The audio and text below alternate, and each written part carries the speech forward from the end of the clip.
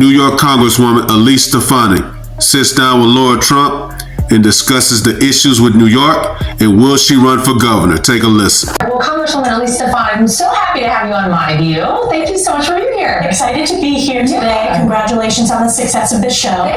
Thank you. Well, listen, we're here in Washington, D.C., and we're in the midst of, almost the longest government shutdown that we've seen in U.S. history. What do you think needs to happen from maybe both sides of the aisle in order to finally bring this to an end?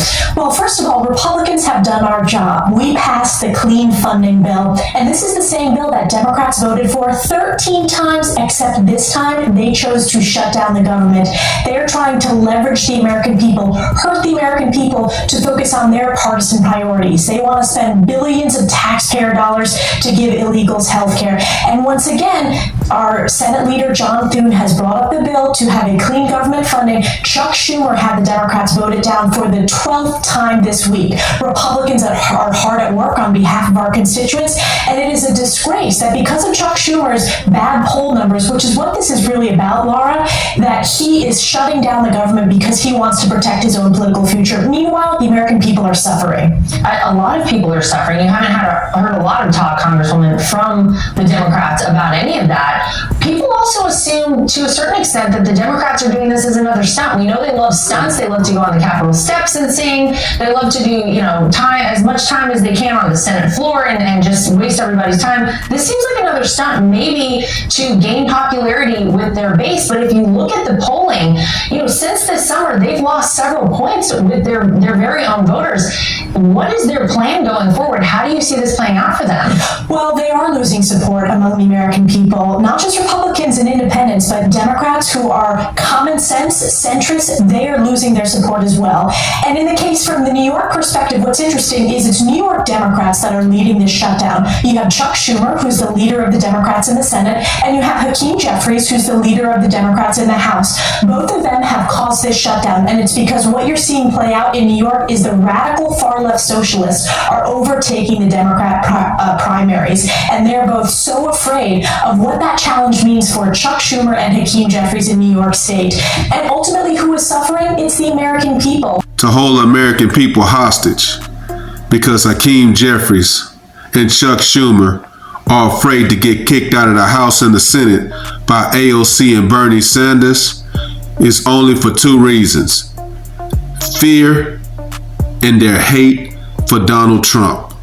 It's a stunt, but it's much more than a stunt because it impacts people's lives. So we're going to continue doing our work to deliver results for the American people and fund the government. Well, thank goodness for that. I'm wondering how all of this is going to play out about a year from now as we head into the midterms. You just had Jen Psaki say that the Democrats needed to, quote, let go of the talking points. Is that their problem? They're just too focused on talking points. They're not focused on actually delivering anything the American people are interested in? It's not just the talking points. It's their policies. Their policies are deeply disconnected from the American people. Democrats' policies are putting Americans last, whether it's prioritizing billions of taxpayer dollars for illegals' health care.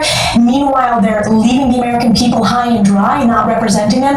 The American people want America First policies that are focused on growing our economy, tackling the inflation crisis, which we're working on every single day, making sure that we have an affordable country, that we are strong and safe, and that we have a secure border. Democrats have refused to work with us on each and every one of those issues. So it's not just the talking points, it's they're deeply disconnected with the policies. And it's not only them not handling the borders and immigration and the crime and getting the prices of goods and services down.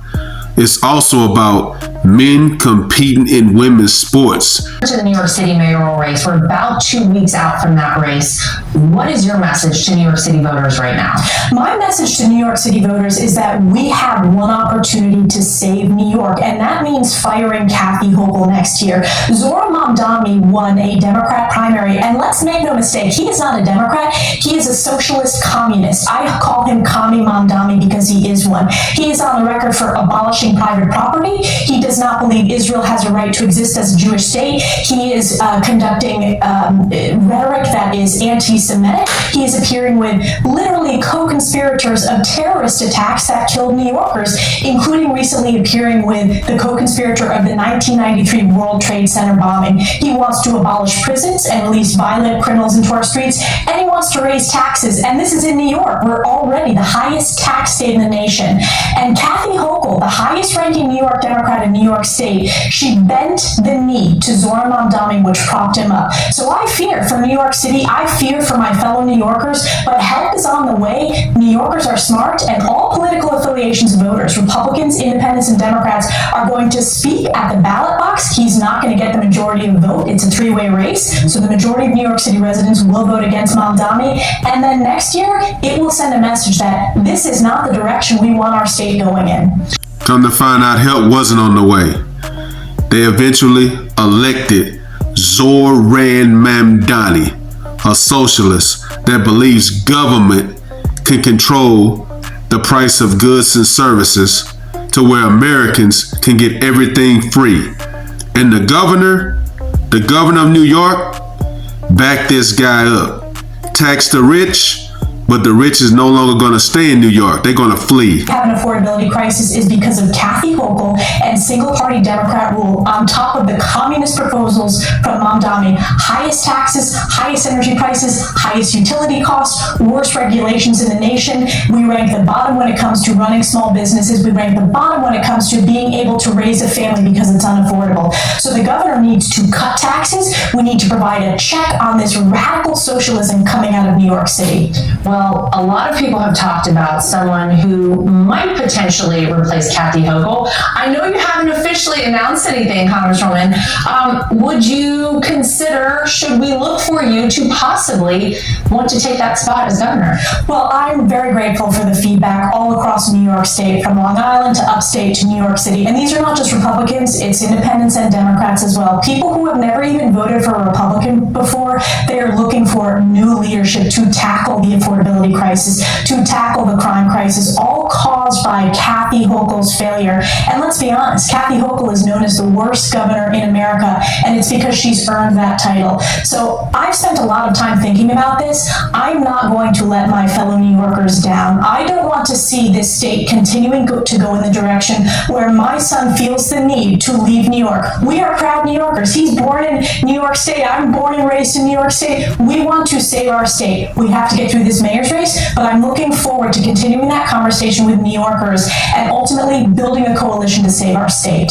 Congresswoman Stefanik did eventually announce that she was running for governor of New York City. The thing is, she's not only running against Hochul, she's also running against Zoran Mamdani, AOC, and Bernie Sanders.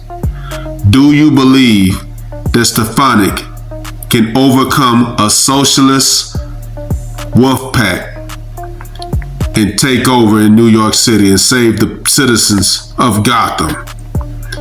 Let me know what you guys think. Like, comment, subscribe. Follow God, not culture.